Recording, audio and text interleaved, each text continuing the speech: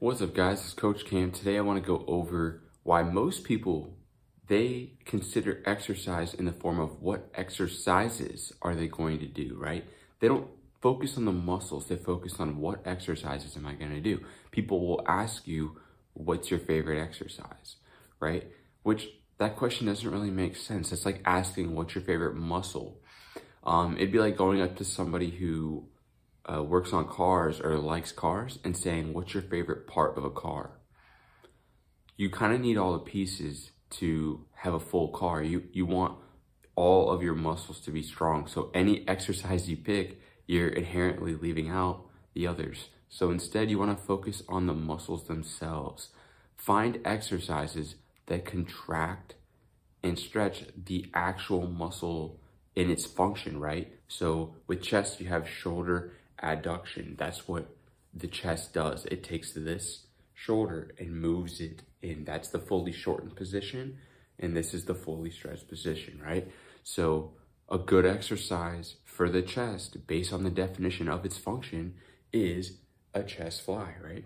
That's a really good exercise. Now, I didn't say with what modality, right? There's pros and cons to each. If you do dumbbell chest flies, you have a lot of stress at the stretched portion of the movement. And then when you bring the arms up, they're just in line with your arm in gravity, and there's not a lot of tension pulling this way on the chest, right? So cables instead would keep the chest under tension all the way to the top, right? So that would probably be a little bit better option. They're both gonna work, right? Take anything pretty much for 10 years in a row, it's probably going to be about the same if the muscle's being challenged enough with mechanical tension to grow. So, but there's some nuances that you want to be mindful of, right? Think of bicep curls, right? We're talking elbow flexion. Why do you think people do bicep curls? It's not just a cool sounding exercise. It's literally the muscle's function. The biceps function is to flex the elbow. And on the opposite side, your triceps is to extend the elbow, right? To push down. That's elbow extension, which not only happens in the exercise, tricep pushdowns, happens in a chest press, happens in an overhead press, right? The elbow is extending. So the triceps are going to be involved in these movements. So take any muscles that you want to train, and it's going to take a little bit of knowledge of anatomy and physiology. You need to know your body to know how to work it, right? You need to know the functions of each of your muscles and across what joints are they acting, right? You have quad extensions, which will work more the rec fem in the quads, which won't get worked on as much on like a squat. So whereas a squat is hip extension. So it's going to involve quadriceps and glutes for sure. Hamstrings are also involved in hip extension. And obviously hamstrings would be knee flexion, and knee extension would be quad extension. So you can see how those exercises match the muscle's functions almost exactly. So those exercises are really good bang for your buck, and you want to have those in your program, right? What would you rather have in your program to target your quads? The quad extension or a squat, or like a lateral squat, right? Or like jumping jacks, like burpees, right? These exercises, well, yeah, they use the quads somewhat, but they're not challenging the muscle directly in its function, right? Making it produce the most effort, the most force in its function.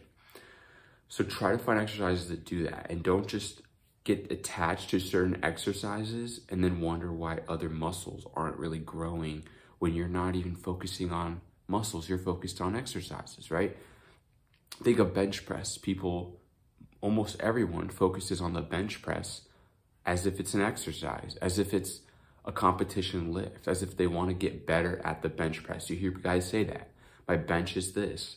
My bench is only 225, I'm struggling to get a bigger, better bench. When they just told you that they really want a bigger chest. So instead of measuring your chest growth off of what your bench press numbers are, you should focus on contracting the chest against resistance.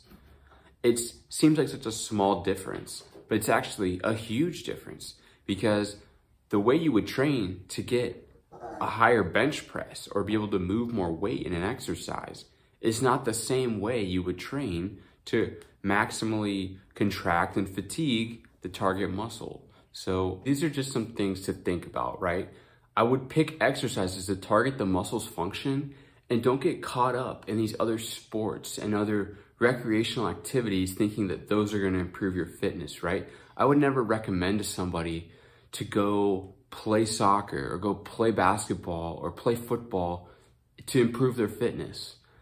You can do that if you want to improve at that sport, but you want to have some fitness behind it to back up your sports skill training on top of that, right? So don't get involved, in my personal opinion, in activities and sports that conflate weightlifting, right?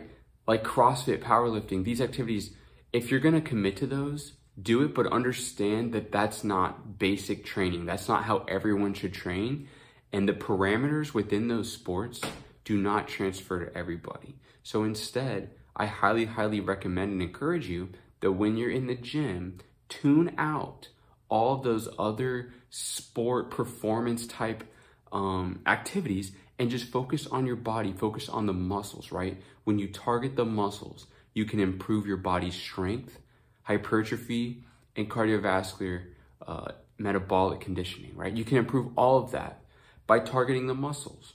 So that would be your best bet to improve your health, to improve your physique, to improve your muscle mass, to reduce fat mass, all of those things, right? I would not get caught up in certain activities like group fitness classes, right? Things like this where you're just jumping around in a room. It's uncomfortable, yeah. They call it high intensity, right? They call it high intensity interval training. Just because you do something really easy for 20 seconds and then stop and rest for 15 seconds, that doesn't mean it's hard. It doesn't mean it's high effort or high intensity.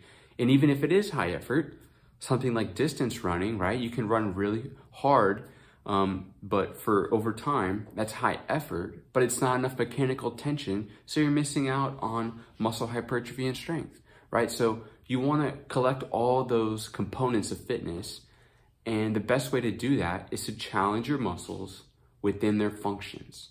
So find exercises that challenge the majority of your muscles, right? You want compound exercises to challenge more muscles at once. It's more efficient to use a compound exercise. If you were to use isolation exercises for every single muscle, you'd be looking at 10 to 15 exercises at least, right? So you want to use compound lifts to get the most bang for your buck and to rapidly fatigue multiple muscles at once.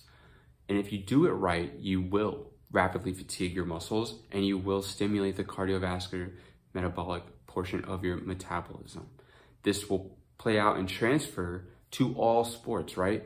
That's what happens when you're fitter. When you're fitter, you have a baseline of fitness and strength that now whenever you go play basketball or go compete in CrossFit or strongman or powerlifting or tennis or whatever it is, you have this basis of fitness that follows you and carries you through those sports and allows you to have to only focus on the skill components, only focus on the exact movement patterns of that sport. But then when you go to the gym once a week, twice a week, however often you want to train, during those sport training seasons, or even especially in the off season, right?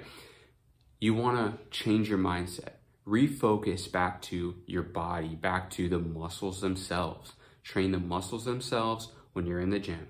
When you're out in the field, out on the court, with the ball, whatever the sport is, then focus on the movement and the exact skill and efforts and paces that are required for that sport's performance. So hopefully this helps you guys understand that when you're in the gym, to get the most bang for your buck, you want to challenge the muscles directly.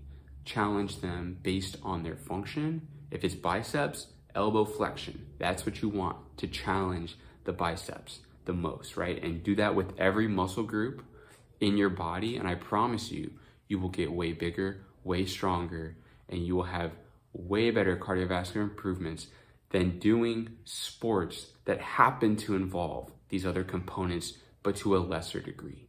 So this is Coach Cam. Hopefully you guys learned something today about high intensity training and about the mindset that you want to have when you go into the gym, that you want to be training your body. Do not get attached to certain movements. Do not get attached to certain exercises and think that I'm planning on doing these exercises. No, you're planning on targeting these muscle groups, right? These muscles in your body.